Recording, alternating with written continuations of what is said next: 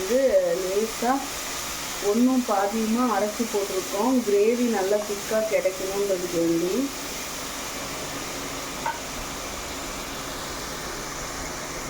போடு.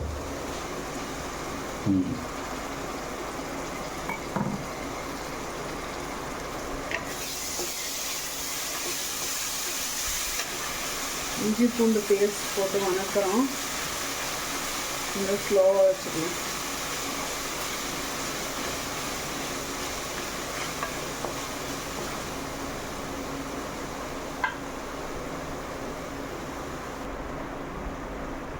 மிளகாத்தூள் வந்து அவங்க காரத்துக்கு ஏற்ற மாதிரி போட்டுக்கலாம். நான் ஒரு 1.25 ஸ்பூன் மிளகாத்தூள் போட்டுக்கிறேன். இன்றைக்கி வந்து நம்ம செய்கிறது சிக்கன் கிரேவி.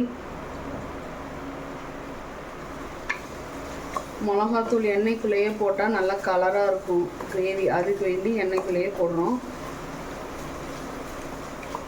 ஒரு 2 நிமிஷம் பச்சை வாசம் போக வரைக்கும் வதக்கிக்கலாம்.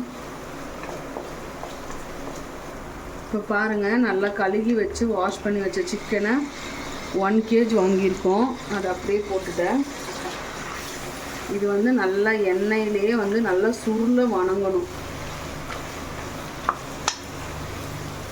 இது வணங்கினா தான் நல்லாயிருக்கும். அதனால் கொஞ்சம் நேரம் சிக்கன் ஒரு 5 நிமிஷம் நல்லா வதங்கட்டும்.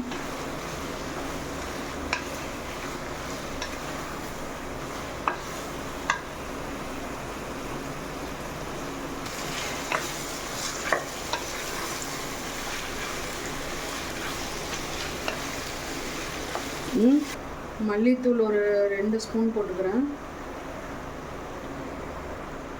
கொஞ்சமாக சோம்புத்தூள், கொஞ்சமாக ஜீரகத்தூள்.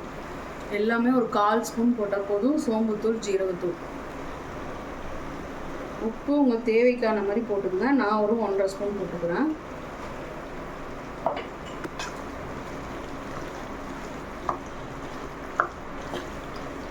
ஒரு டம்ளர் தண்ணி ஊற்றிக்கிறேன். நான் ஜார் கழுகுன தண்ணி அதுவே ஊற்றிடுறேன். இப்போ நல்லா வந்து சிக்கன் நல்லா வணங்கிருச்சு.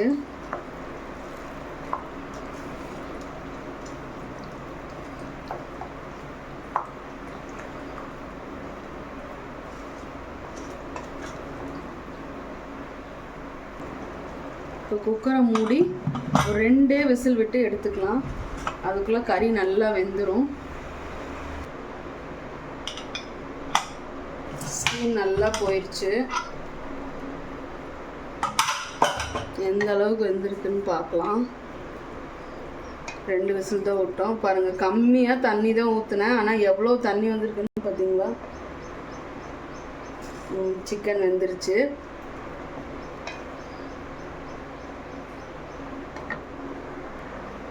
இப்போ குக்கர் வேணும், அதனால் கடாயில் இருந்து மாற்றிக்கலாம். குக்கர்லேருந்து நல்லா ஒரு 5 நிமிஷம் நல்லா கொதிக்கணும்.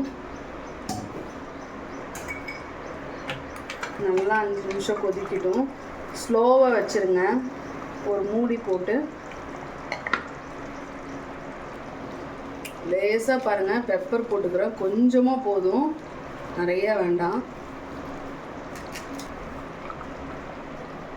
கையோட கொத்தமல்லி தலையும் சின்ன சின்னதாக கட் பண்ணி போட்டுக்கலாம். என்னடா இப்படி போடுறேன்னு நினச்சிக்காதீங்க. நான் இந்த மாதிரி கத்தியில் கட் பண்ணியே எனக்கு பழக்கம் ஆயிடுச்சு.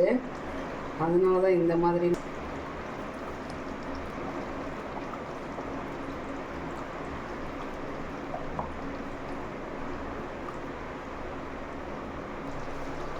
சிக்கன் குழம்பு சூப்பராக ரெடி ஆயிடுச்சு. இனி வந்து சாப்பிடலாம் வாங்க எல்லோரும்.